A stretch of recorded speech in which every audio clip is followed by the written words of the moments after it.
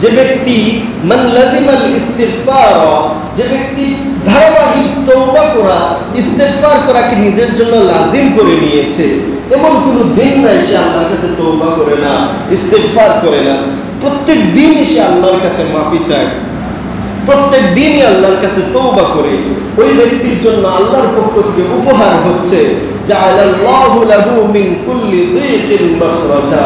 সে যত বড় বিপদের মধ্যে পড়ুক না কেন, সে যত বড় বিপদের মধ্যে পড়ুক না কেন, যে প্রত্যেক দিন ইস্তিগফার করে আল্লাহর কাছে মাফি চায়, তওবা করে, সে যত বড় বিপদে পড়ুক আল্লাহ তার বিপদ থেকে বের হওয়ার রাস্তা বের করে দেন। জোরে বলেন সুবহানাল্লাহ। প্রত্যেক দিন যে ইস্তিগফার করে তওবা করে সে যত বড় বিপদে পড়ুক তার বিপদ থেকে বের হওয়ার রাস্তা বের করে দিবেন কে? আল্লাহ। এটা তওবাকারী ইস্তিগফারকারীর ফজিলত। কয় নাম্বার? 1 নাম্বার। যত বড় বিপদ আসুক আল্লাহ তার বের হওয়ার রাস্তা বের করে দিবেন।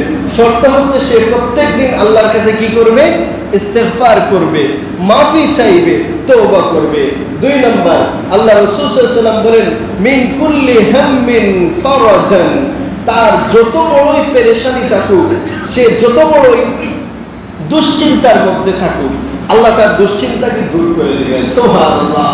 যে ব্যক্তি দৈনিক ইস্তিগফার করে আল্লাহর কাছে দৈনিক তওবা করে মাফি চায়, তার পেরেশানি থেকে মুক্তির ব্যবস্থা আল্লাহ রাব্বুল আলামিন করে দেন। চিল্লায়া বলেন সুবহানাল্লাহ।